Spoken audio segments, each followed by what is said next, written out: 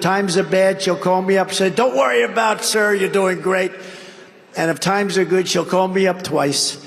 But she's a fantastic person. She's a very smart person. You can hear the excitement here in the crowd. They're cheering and they're excited to see President come. This historical evidence is overwhelming that the founding fathers intended impeachment to be used to deal with the commission of indictable crimes and the abuse of power, corruption, and injury to the nation caused by public officials, among others. Marjorie Taylor Greene, while a dark horse for Trump's vice presidential pick, may end up on the top, given the recent public performances of other members of Trump's shortlist. I like a strong man.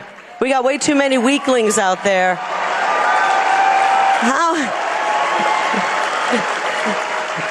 Let me hear from the ladies out there. We're tired of the beta men. We want some alpha men. And we got a #1 alpha man in Donald J.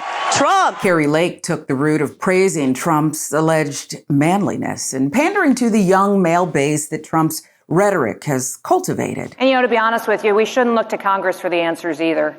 The gridlock on Capitol Hill is not going to break in time to save America.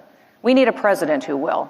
And I have always believed and supported the fact that our next president needs to be President Trump. Kristi Noem followed Lake's lead, but with a more overt fascist theme of propping up Trump as the only one who can save America. But now let's turn to the two most intriguing candidates for Trump's VP pick, Tim Scott and Byron Donald. It's no coincidence they're black, because Trump thinks having a black guy standing next to him, grinning awkwardly, well, that gives him as much credibility with the blacks, aka black voters, as his tacky gold J6 sneakers and his mugshot.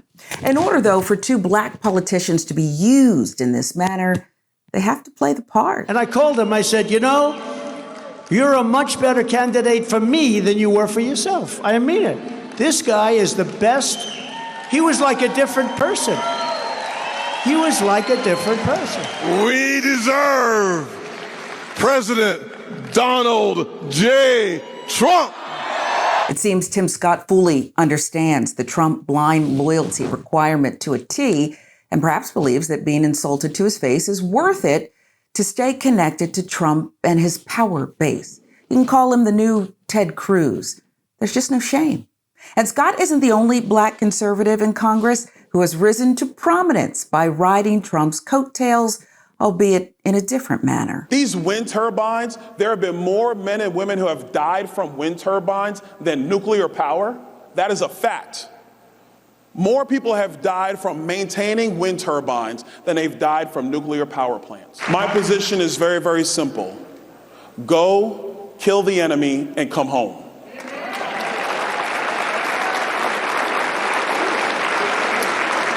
I'm a kid of the 80s, so I like G.I. Joe. I just want our military to be G.I. Joe again. I think that's what most people want. Hiding behind the likes of a willing Byron Donalds and Tim Scott, it seems Trump is actually, getting points with some so-called black conservatives, which, by the way, is an undermining term in and of itself. Never mind that for now. Identity politics in this case, what certainly seems like a false connection, certainly fake respect, will likely provide the blueprint for picking Trump's 2024 VP running mate.